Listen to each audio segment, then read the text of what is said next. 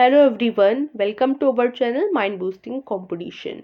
आज की इस वीडियो में हम कक्षा 4 की रीडिंग अभियान हिंदी की कार्यपत्रिका संख्या 7 करेंगे। दिनांक है इसकी 24 जनवरी 2022। दूसरा सप्ताह चल रहा है और वर्कशीट का विषय है मानवता। चलिए शुरू करते हैं। उससे पहले अगर आपने अभी तक हमारे चैनल को सब्सक्राइब नहीं किया तो सब्सक्राइब कर दीजिएगा और बेल आइकन को भी दबा दीजिएगा, जिससे आगे आने वाली वीडियोस की नोटिफिकेशन आपको समय पर मिलती रहे। नमस्ते प्यारे बच्चों, आशा करते हैं कि आप सभी स्वस्थ और खुश होंगे। आइए बच्चों, कहानियों का सिलसिला आगे बढ़ाते हुए नीचे दी गई चित्रात्मक कहानी को ध्यान से देखते हैं और चित्रों की मदद से उसे पूरा करते हैं। तो आज की वर्कशीट में हमें एक कहानी पूरी करनी है चित्रों की सहायता से। ठीक है, जैसे यहाँ इस चित्र में क्या है, एक गधा है और एक घोड़ा है। महेश के पास एक गधा और एक घोड़ा था। ठीक है, ये पहली लाइन है। फिर दूसरे पिक्चर में क्या है, यहाँ पर महेश जो है अपने गधे की पीठ पर कुछ चीजें रख रहा है। तो महेश ने एक दिन डैश की पीठ पर सामान की भारी पोटली लाद दी। तो यहाँ इस डैश की जगह आप देखिए गधा लिखेंगे, गधे के पीठ पर, क्योंकि आप पिक्चर में देख पा रहे हैं कि जो टंकी है, गधा है, उसके पीठ पर सामान रखा जा रहा है। तो यहाँ गधे आ जाएगा, गधे के पीठ पर। प्रश्न 3 है, परंतु उसने घोड़े की पीठ पर कुछ नहीं डैश और बाजार की ओर निकल पड़ा। तो कुछ नहीं क्या किया, कुछ नहीं लादा। ठीक है, देखो वो खुद उस पर बैठा हुआ है, उसने कुछ लादा नहीं है घोड़े के ऊपर।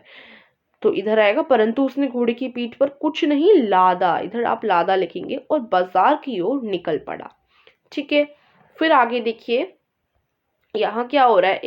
अब ये देखो, यहाँ पर डंकी बहुत थका हुआ लग रहा है और घोड़े के ऊपर कुछ भी नहीं है। ठीक है, तो अब प्रश्न सॉरी यहाँ 4th लाइन होगी। रास्ते में गधे ने घोड़े को कहा, भाई मेरी पीठ पर बहुत भारी डैश है। क्या है भारी? बोझ है, इधर आप बोझ लिखेंगे। तो रास्ते में गधे ने घोड़े को कहा, भाई मेरी पीठ पर बहुत भारी बोझ है, क्या तुम मेरी थोड़ी मदद कर सकते हो? 5वीं लाइन, डैश ने मना कर दिया। तो अब कौन मना करेगा, क्योंकि उसने घोड़े से मदद मांगी थी तो घोड़ा ही मना करेगा। तो घोड़े ने मना कर दिया, अब इधर घोड़ा आ जाएगा। तो अब देखो घोड़े ने मना कर दिया। कुछ दूर चलने के बाद गधा बोझ से नीचे गिर गया। ठीक है, इस पिक्चर में देखो गधा बोझ से नीचे गिर गया क्योंकि उस पर बहुत बोझ लदा हुआ था। फिर 6वां जो लाइन होगी वो है, महेश ने उसे उठाया और उसकी डैश से बोझ हटाकर घोड़े की पीठ पर लाद दिया।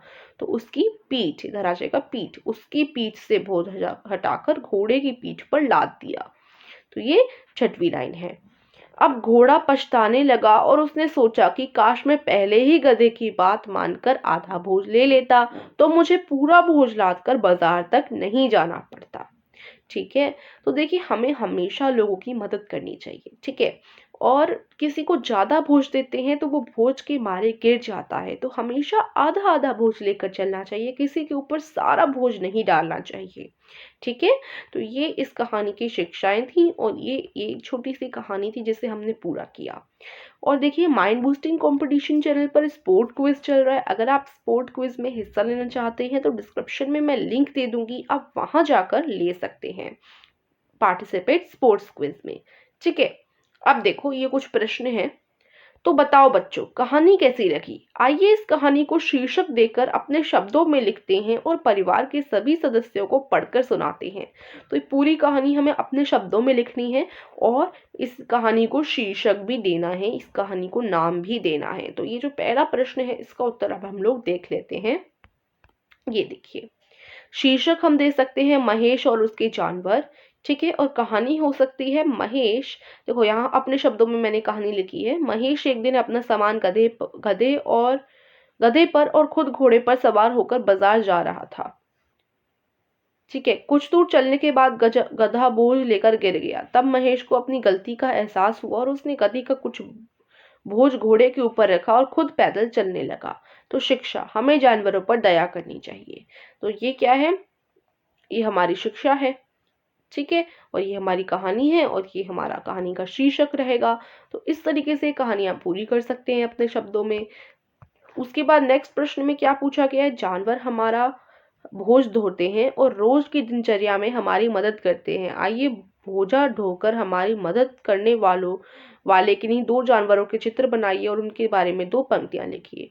तो जैसे गधा, गधा भोज ढोता है हमारा, है ना, मतलब भोज ढोता है, इट मीन्स कि भोज लेकर चलता है। तो ऐसे ही काफ़ी जानवर होते हैं जो हमारी काफ़ी सहायता करते हैं, हमारा भोज ढोते हैं। तो उन जानवरों के नाम हमें लिखने हैं, उनके चित्र बनाने हैं तथा उनके बारे में दो दो पंक्तियां भी लिखनी है। तो इस प्रश्न को पूरा करेंगे हम लोग। देखिए, सबसे पहले ऊंट, ऊंट का चित्र ये रहा। देखिए इसके बारे में कुछ पंक्तियां। ऊंट रेगिस्तानी इलाकों में पाया जाता है, इनकी गर्दन बहुत ऊंची होती है। ऊंट को रेगिस्तान का जहाज भी कहा जाता है। ऊंट की पीठ पर बहुत बड़ा उभार होता है जिसे कुबड़ कहते हैं। और ऊंट की पीठ पर हम काफी सामान रखकर ले जा भी सकते हैं और खुद बैठकर भी जा सकते हैं। फिर घोड़ा, देखिए घोड़ा एक बहुत सुंदर और मिलनसार जानवर है। वह सफेद, लाल या काले रंग का होता है। वह लंबा, छोटा एवं हट्टा कट्टा जानवर होता है।